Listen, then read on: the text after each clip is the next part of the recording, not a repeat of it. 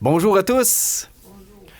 Je vous souhaite la bienvenue à la Bibliothèque municipale, à la Maison de la Culture, pour ce grand lancement de notre projet de plateforme numérique sur la culture Amos.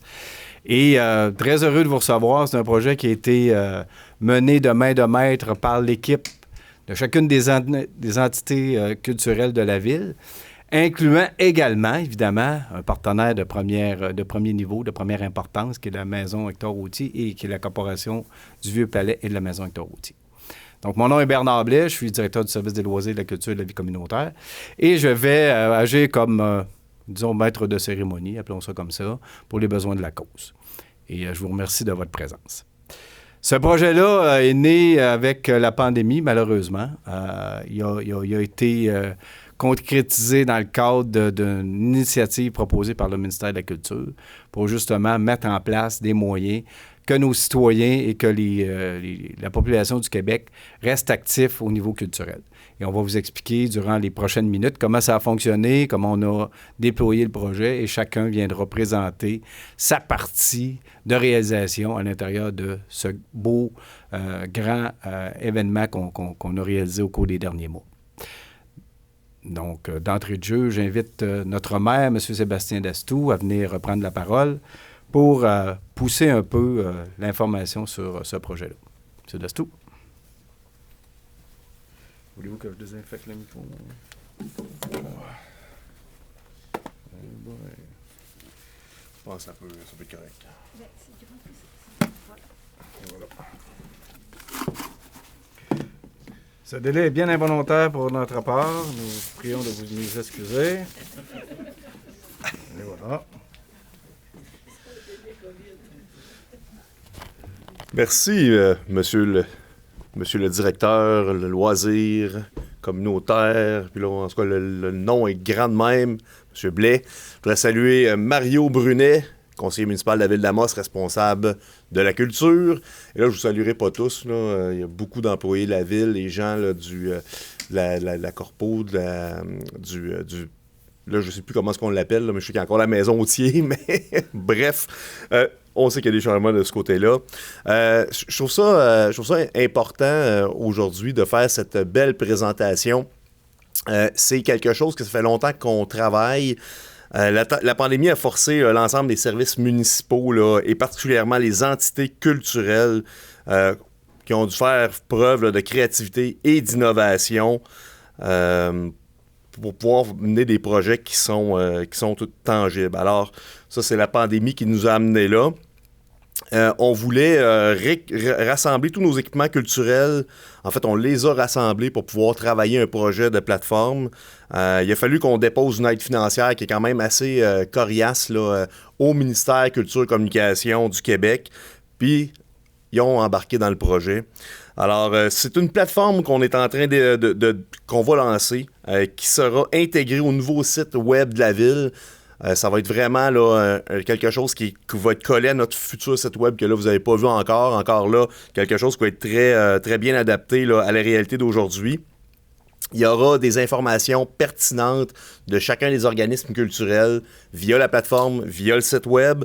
Et vous allez pouvoir avoir accès à un seul endroit, ou du moins sur les fameuses bornes, à toute l'information culturelle de notre ville. On a injecté plus de 45 000 $, donc c'est pas rien. Je remercie le ministère de la Culture là, qui a travaillé avec nous, en fait, du moins financièrement. Puis, c'est une action de notre politique culturelle territoriale.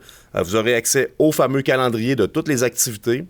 Et je tiens à féliciter notre équipe qui a travaillé extrêmement fort. C'est un projet qui est drôlement important pour la culture. Et là, je vais dire la culture à Amos, mais la culture aussi territoriale. Ça faisait partie de notre plan de match. Merci pour le beau travail, tout le monde. Et j'espère que les gens vont se l'approprier, l'utiliser et, encore mieux, pouvoir venir à nos activités culturelles. Merci beaucoup.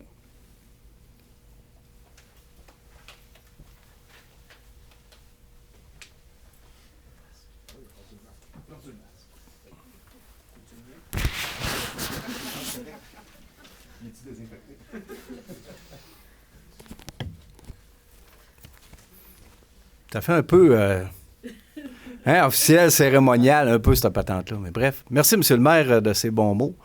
Et je vais prendre la balle au bon maintenant pour accueillir, on va l'appeler comme ça, là, la chargée de projet de ce dossier-là, celle qui a été aux premières loges et qui a déposé la demande au ministère, qui va vous expliquer la genèse de la suite du projet et qui, on suivra avec chacun des intervenants qui viendront présenter leur bout. Ça vous titille un peu de voir la télévision, je suis convaincu. Hein? Donc, plus tard, on vous donnera des scoops à ce sujet-là. Alors, j'accueille Mme Anna Nunez Gonzalez, chef de division de la Bibliothèque municipale d'Amos.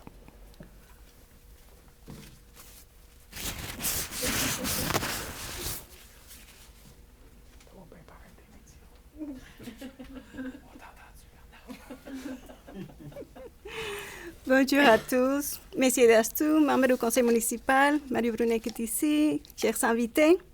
Aujourd'hui, le 31 mars, pour être enregistré dans les annales comme une journée de fête pour les entités culturelles d'Amos. Après plus de 14 mois de travail acharné, après avoir vécu et survécu à plusieurs vagues de COVID, nous sommes prêts à vous présenter les résultats de ce travail. Un résultat qui va se traduire pour un rayonnement de la culture d'ici et pour un meilleur service aux citoyens. 5 entités, une équipe de 8 personnes. En plus des responsables de chaque entité, nous avons dans l'équipe Amy Desrosiers pour les Media Lab d'Amos, à Jennifer Trudel du Centre d'exposition et à Valérie Gastonguet, l'agente de développement culturel. Nous 8, on mérite de dire bravo, nous avons réussi. J'aimerais aussi remercier tout d'abord le ministère de Culture et Communication du Québec. Grâce à son soutien financier, on a pu réaliser donc ce projet. Et aussi remercier le formidable travail réalisé pour l'entreprise Bojos, qui a assumé la direction artistique et qui a produit toutes les vidéos qui se trouvent en ce moment sur la plateforme. Merci aussi à Blanco, l'entreprise qui a réalisé la plateforme avec beaucoup d'enthousiasme. Merci au Conseil de la culture de la Abitibi-Témiscamingue, qui a toujours été à l'écoute de nos besoins pour la plateforme et qui a contribué au bon fonctionnement du calendrier. Comme toujours, merci Bernard de nous avoir épaulés tout au long de ce parcours et bien sûr à la Mille d'Amos pour tous les soutiens financiers en partenariat avec le ministère de la Culture. Et donc maintenant, le grand moment. Tadam! Donc voilà.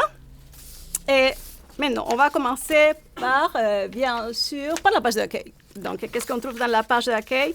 On trouve toujours les dernières vidéos des contenus numériques. On commence toujours par les contenus numériques et c'est comme le plus important pour nous, tous les contenus numériques que nous avons créés. Donc, voilà, toutes les dernières vidéos vont être toujours comme ça, affichées sur la page d'accueil. Et lorsqu'on descend donc un peu plus, on va trouver, concernant les calendriers, donc les activités qui s'en viennent prochainement, seulement quelques-unes qui sont vraiment en train de se réaliser et qui viennent à commencer tout de suite. Après, donc, ça c'est la page d'accueil. Si on s'en va directement au contenu numérique, donc voilà, donc dans les contenus numériques, c'est vraiment toutes les vidéos qui ont été réalisées. Pour le moment, on a encore plus, mais pour le moment, sur la plateforme, il y a 13 vidéos. 13 vidéos, vraiment, c'est tellement varié. Vous allez les voir parce que chacun d'entre nous va vous présenter un peu ce que nous avons réalisé, mais c'est sûr que ça va de le bienfait de la lecture pour les enfants, lorsqu'il y a une réflexion sur l'inspiration et l'histoire de la maison Hétorotier. Donc, c'est vraiment très varié. Et selon, donc, on va ajouter des vidéos, on va voir un moment, donc les personnes vont dire, ben, j'aimerais faire un filtre et seulement regarder qu'est-ce qui se passe au théâtre des Esquets ou qu'est-ce qui se passe au centre d'exposition, vont pouvoir le faire en utilisant les filtres. Ça, c'est donc pour la partie vraiment contenu numérique que, comme je vous disais, on reviendra parce que c'est vraiment très important pour nous. Et nous avons aussi les liens culturels. Parce qu'on trouvait que c'est important de pouvoir se présenter, pouvoir parler un peu de notre histoire, de les services qu'on donne. Et voilà, chaque entité a donc un lieu qui est propre, avec ses propres onglets qui aiment. Par exemple, les centres d'exposition, si on s'en va là-dedans, que c'est vraiment très beau. Et on voit, par exemple, lorsqu'on s'en va dans les onglets, on peut voir les expositions. Par exemple, voilà, exposition peut voir qu'est-ce qui se passe, vraiment toute la description de qu'est-ce qui est en train de se passer. Il y a aussi l'espace boutique, donc des nouvelles de l'espace boutique, on peut... Et donc, ça marche comme ça pour chacun des lieux culturels, chacun des entités. Après, nous avons les calendriers. Sur les calendriers, c'est l'autre deuxième gros morceau de la plateforme. Je ne vous parlerai pas parce que c'est Mathieu Larochelle qui va vous les présenter tantôt dans quelques minutes. Mais juste vous les laisser regarder un petit peu comme ça, que de la même façon, donc on trouve tout ce qui se passe ici au niveau culturel. Et on peut faire des filtres aussi selon les besoins, mais je laisse à Mathieu tantôt les présenter. Et qu'est-ce qui nous reste donc après ça? On va rester seulement, bien sûr, les contacts pour les heures d'ouverture, les coordonnées. On commence bien sûr pour l'hôtel de ville et après, donc, chacun d'entre nous a donc ses propres coordonnées, ses propres heures que les gens puissent consulter. Donc, voilà pour les survols de la plateforme. Et maintenant, on va aller vraiment à ce qui nous intéresse le plus, que c'est vraiment, comme je vous disais, les contenus numériques. Et donc, je vais présenter, pour ne pas changer tant de micro et tout ça, je vais commencer par moi-même, par la bibliothèque, présenter ça. Et après, donc, à tour de rôle, donc, mes collègues vont venir prendre la parole et vous présenter, donc, de leur côté, comment ça marche. Donc, nous, les vidéos que nous avons réalisées, il y a 2 vidéos qui ont été réalisées par Maurice Bélanger, vous les connaissez tous. C'est un auteur vraiment aussi... vraiment éducateur en petite enfance. Lui travaille beaucoup vraiment pour créer des outils pour les parents et tout ça. Lui anime les heures du conte ici à la bibliothèque et des autres activités. Mais pour ce projet, on voulait vraiment aller plus loin. Pas seulement montrer une activité ou une heure du conte, sinon aider et vraiment outiller les parents à qu'ils soient capables par eux-mêmes de raconter des histoires aux enfants, d'éveiller le goût de la lecture.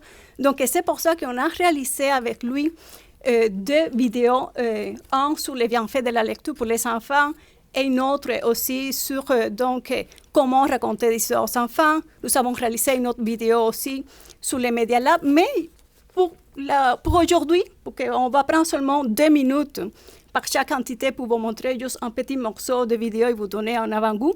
On va présenter donc la vidéo comment raconter une histoire à vos enfants, une petite minute, et après, donc, je vous laisse avec le reste de mes collègues qui viendront ici. L'idée, c'est de développer un intérêt à votre enfant aux histoires pour qu'il puisse lui-même, après, prendre les livres dans ses mains et les lire. Et il y a une chose aussi qui peut être intéressante, c'est d'inventer des histoires. Comment on fait pour inventer des histoires? Toutes les histoires commencent par « Il était une fois ». Vous pouvez prendre des images que vous allez imprimer. Exemple, ici, j'en ai une. Bon. Vous demandez à votre enfant, on commence avec « Il était une fois un petit cochon. » Et comment il est le cochon? Ah, il est heureux. Est-ce qu'il porte un nom? Comment il s'appelle? Ah oui, OK. Puis là, vous reprenez l'histoire. Il était une fois un petit cochon qui rigolait et qui s'appelait Bouchon. Est-ce qu'il vivait seul, ce cochon-là? Non! Ah, il avait un ami dans cette ferme où il habitait, la vache, comment elle s'appelle, cette vache-là? Ah, Marguerite. La vache Marguerite qui porte une cloche à son cou. Et vous reprenez l'histoire. Il était une fois un petit cochon qui rigolait, qui s'appelait Bouchon, qui vivait sur une ferme avec son amie Marguerite qui porte une cloche dans le cou. Et vous continuez l'histoire de cette façon-là. Votre enfant va adorer. Vous pouvez aussi utiliser une marionnette pour raconter l'histoire. À ce moment-là, ça va capter l'attention de votre enfant. Ah, bonjour, mon petit Léo. Ah, est-ce que tu veux que je te raconte une histoire aujourd'hui? Ah oui. Ah, tu veux l'histoire des 3 petits cochons? Ben d'accord, on va raconter l'histoire des 3 petits cochons. Alors, il y a plusieurs façons de raconter. L'important, c'est de s'amuser. Vous pouvez aussi demander à votre enfant, à la fin, de vous raconter l'histoire ou de raconter l'histoire à son toutou favori. Même s'il ne lit pas les mots, il va l'avoir tellement entendu qu'il va être capable de la répéter. C'est un petit peu haut, là, mais vous m'entendez, j'imagine. Alors, nous, le centre d'exposition n'a pas été aussi prolifique que certains de mes collègues. Alors, on a, dans la production du contenu numérique, On aurait peut-être dû suivre la capsule de Maurice pour nous apprendre à comment compter. Alors, considérant le contexte de pandémie, notamment le fait qu'on ne pouvait plus, à cette époque-là, faire de vernissage ni de rencontres formelles avec les artistes, nous, ce qu'on voulait, c'était axer le contenu sur les expositions à la programmation. Malheureusement, ou heureusement, c'est selon, nos expositions sont temporaires, c'est-à-dire qu'il y avait une durée dans le temps précis et à toutes les fois qu'on étirait l'échéance du projet de plateforme numérique, nos expositions finissaient. Fait que là, on recommençait un brainstorming un peu de contenu. Ça, c'est quand même quelque chose qui était assez spécial pour nous. Alors, on a décidé de miser un petit peu plus safe et d'axer le contenu sur un thème plus général et, entre autres, à laquelle tout artiste doit un jour répondre, d'où vient l'inspiration artistique. Alors, dans la vidéo d'une durée de 9 minutes, quand même, on en a une, mais elle est quand même assez longue, l'éducatrice du centre d'exposition, Jennifer Trudel, tente de démystifier d'où provient l'inspiration artistique. Alors, 4 artistes, à ce moment-là, se sont prêtés à l'exercice de répondre à cette question en lien avec leur propre travail, on a fait appel à René Carrier, on a fait appel également à Sven, en art numérique, à Patricia Gauvin et ainsi qu'à Marie-Ève Fréchette, dont l'exposition était actuellement présentée au moment du tournage. Finalement, fidèle à nos activités aussi d'atelier, on propose des petits trucs pour accroître l'inspiration et la créativité, notamment en suggérant la réalisation d'un carnet créatif sur 30 jours. Alors, on peut voir un extrait. Voyons quelques exemples. Pour l'artiste Marie-Ève Fréchette, l'inspiration provient de tout ce qu'elle observe dans l'espace qui l'entoure. L'architecture, la nature et l'espace urbain dans lequel elle vit et qu'elle redécouvre différemment au fil de ses marches. Elle se déplace essentiellement à pied et à vélo. Cela lui permet de prendre le temps d'observer son environnement différemment et d'y faire des découvertes fortuites de couleurs, de formes et d'objets divers qui génèrent en elle une cascade d'idées à développer. Pour Sven, artiste en art numérique, ce sont les images médiatiques d'archives qui l'animent. Comme ici, où son point de départ est une photographie d'un plongeur à la piscine de l'île Sainte-Hélène, prise dans les années 60. Ainsi a pris forme l'une des œuvres de sa première exposition solo en réalité augmentée. La négation du décor comme déni volontaire de contexte laisse place aux projections de notre imagination pour combler ce qui manque. C'est l'idée centrale de sa démarche. L'intuition de l'artiste et enseignante Patricia Gauvin prend racine dans son imaginaire et son inconscient. L'impression première flotte dans le doute et les remises en question. Pour elle, une qualité indispensable pour dépasser l'ambiguïté de l'étincelle naissante demeure la persévérance. En effet, sans cette aptitude, l'idée passe sans s'attarder. La persévérance lui donne la force de dépasser l'insécurité incessante de la création et de passer à l'action. La vie universitaire stimule grandement sa pensée.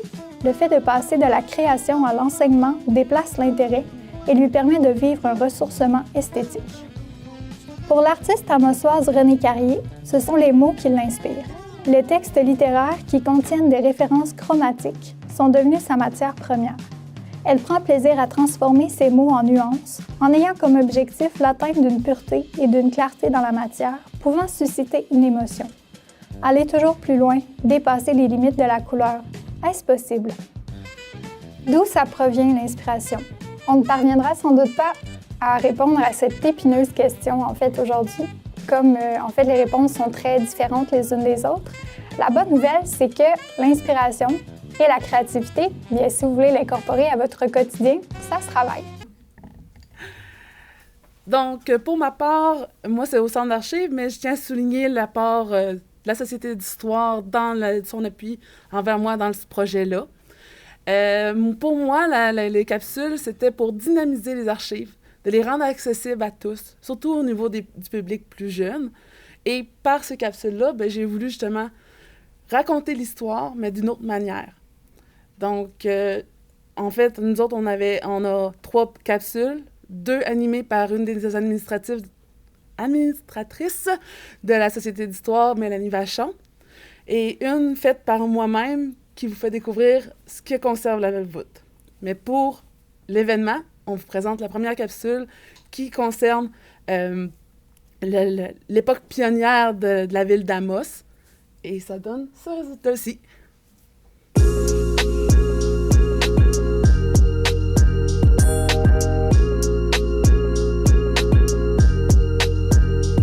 La forêt disparaît, les berges sont aménagées, des édifices sont érigés, le paysage urbain devient une réalité.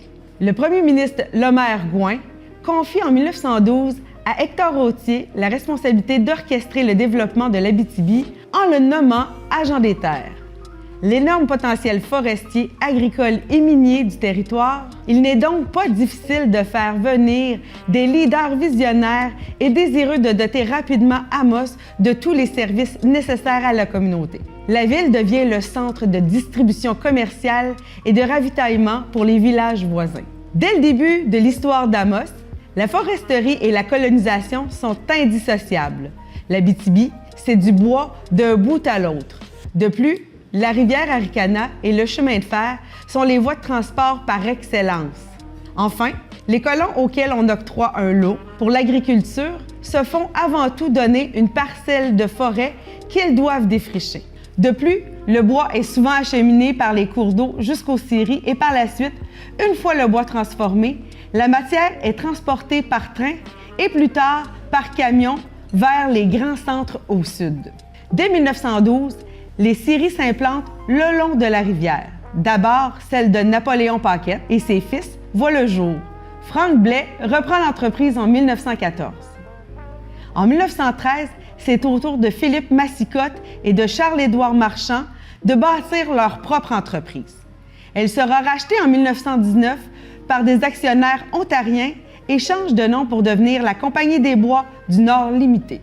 En 1915, Imri Sicard, entrepreneur général, fait une incursion dans le domaine de la transformation du bois en construisant sa propre scierie. L'année 1917 marque le début de la construction de la scierie P. Beauchemin et Fils. Merci beaucoup.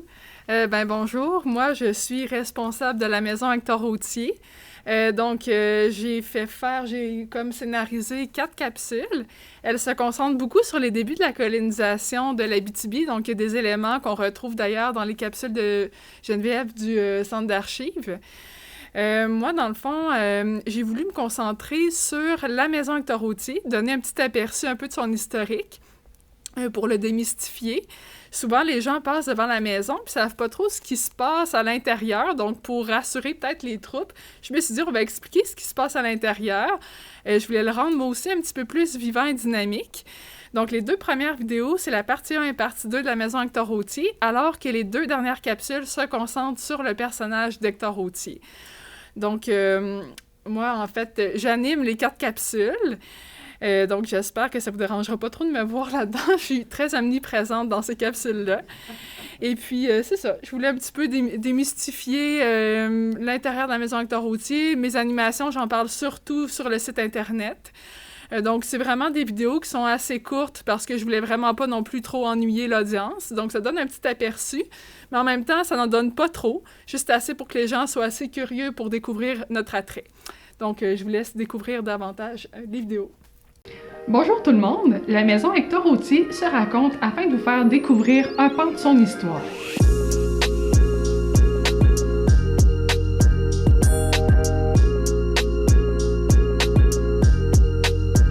Nous allons tout d'abord commencer par vous présenter la maison Hector Rottier. Vous passez probablement très souvent devant cette maison sans trop vous en rendre compte. Après tout, elle est intégrée au paysage de la ville d'Amos. Ou peut-être parfois vous l'apercevez en haut de sa colline et vous vous demandez « Mais qu'est-ce qui se passe exactement à l'intérieur de cette maison? Est-elle encore habitée? » En fait, aujourd'hui, elle est considérée comme un site historique. C'est également un centre d'interprétation ouvert principalement pendant la saison estivale et propose des visites guidées de sa maison, telle qu'elle l'était au début de la colonisation de l'Abitibi. Elle couvre plus particulièrement l'époque de M. Hector Rottier, un homme très important pour le développement de la région. Mais encore une fois, qu'est-ce qu'elle a de si spécial, cette maison? Pourquoi on l'a fait visiter? Et si c'était son premier occupant et ce qu'il a représenté pour la région? En effet, cette maison a été le premier bureau et la résidence de celui qu'on surnomme aujourd'hui le père de l'Abitibi. Elle marque quand même significativement nos débuts en tant que région. À son arrivée, en 1912, Monsieur Hector Rothier vient tout juste de s'établir à Arikana. C'était le nom qu'on utilisait à l'époque pour désigner la ville d'Amos. C'est un homme originaire de l'Ange Gardien en Montérégie. C'est un journaliste formé en droit, très ambitieux et qui voit un grand potentiel dans le développement de cette région au sol argileux. Quand il arrive, la région est encore très peu développée. Il y a seulement quelques cabanes en rondins construites aux abords de la rivière. Il va manifester lui-même son intérêt envers une maison en bois et carré. Première résidence de l'Abitibi et qui fut érigée par un dénommé Pascal Fortier. Bonjour tout le monde, Mathieu La Rochelle, Théâtre des Esquerres. Vous allez voir présentement 2 capsules. Ben, vous allez voir une capsule, mais il y a 2 capsules présentement sur le site web, la plateforme web Culture Amos. La première que vous verrez pas aujourd'hui, c'est le rôle des gars de son, les techniciens spécialisés en son, en audio du Théâtre des Esquerres, qui expliquent leur rôle. La deuxième est une prestation d'une artiste locale. Je trouvais ça bien de profiter de la plateforme pour propulser la carrière d'une artiste qui veut en faire carrière. Donc, ce que vous allez voir, c'est Catherine Van Desburg. Mais dans les prochains jours, prochains mois, j'ai déjà une liste d'attente de 15 vidéos qui ont été faites soit par Appropriation culturelle, les paparazzi, qui interrogent les artistes qui viennent au Théâtre des Esquerres. Donc, pour le Théâtre des Esquerres, le contenu numérique, ça va être un rapprochement entre les artistes qui nous visitent et les citoyens et les spectateurs. Donc, bon visionnage.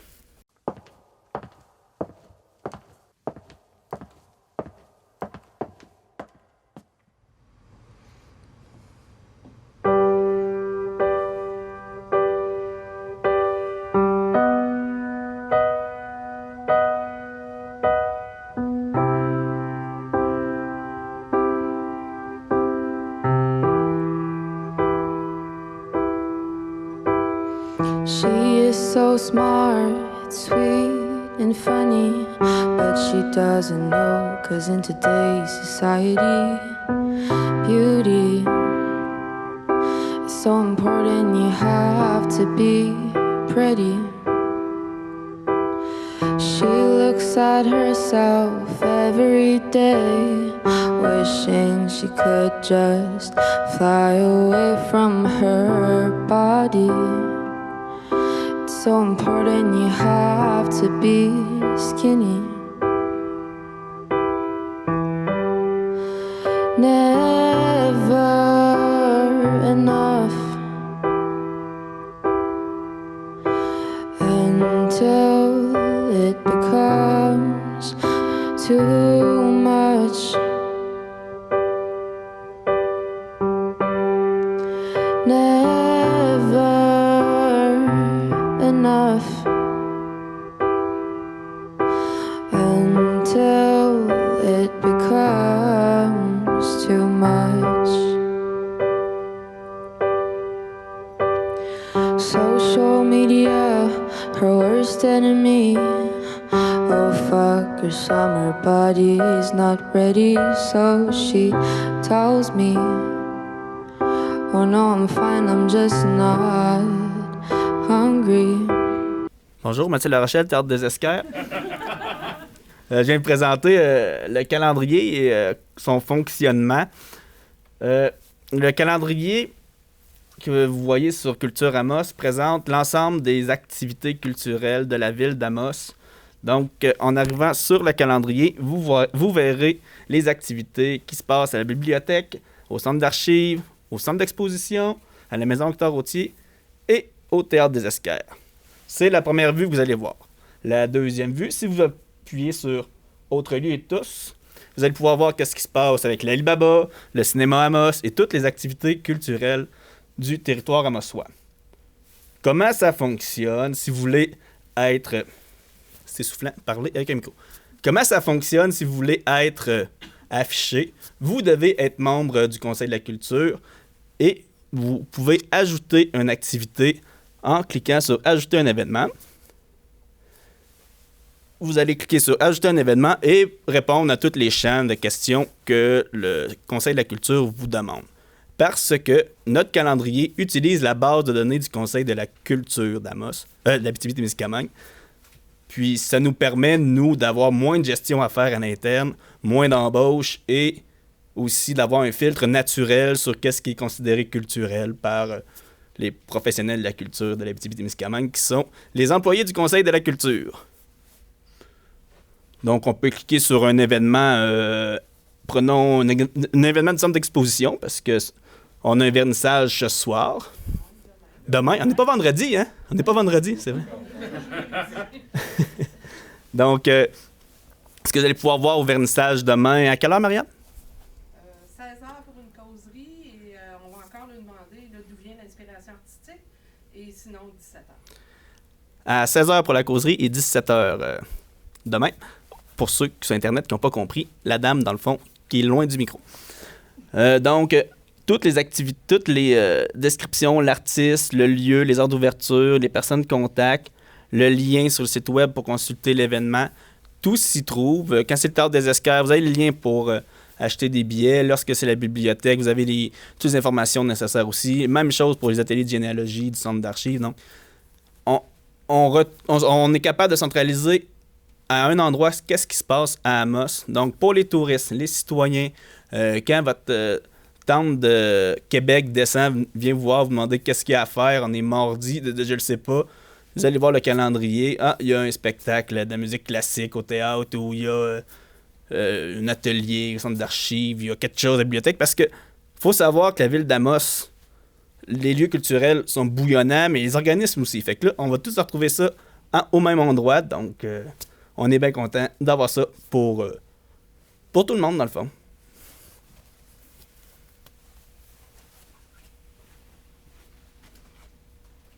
Monsieur Bernard Blais.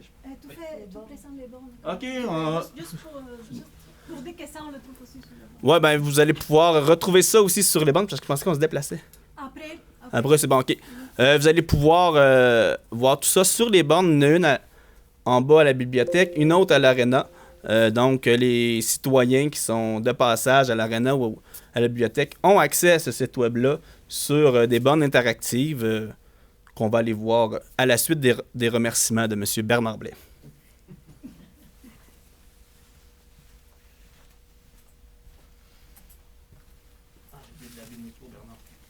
On occupe. Je m'en suis fait une spécialité.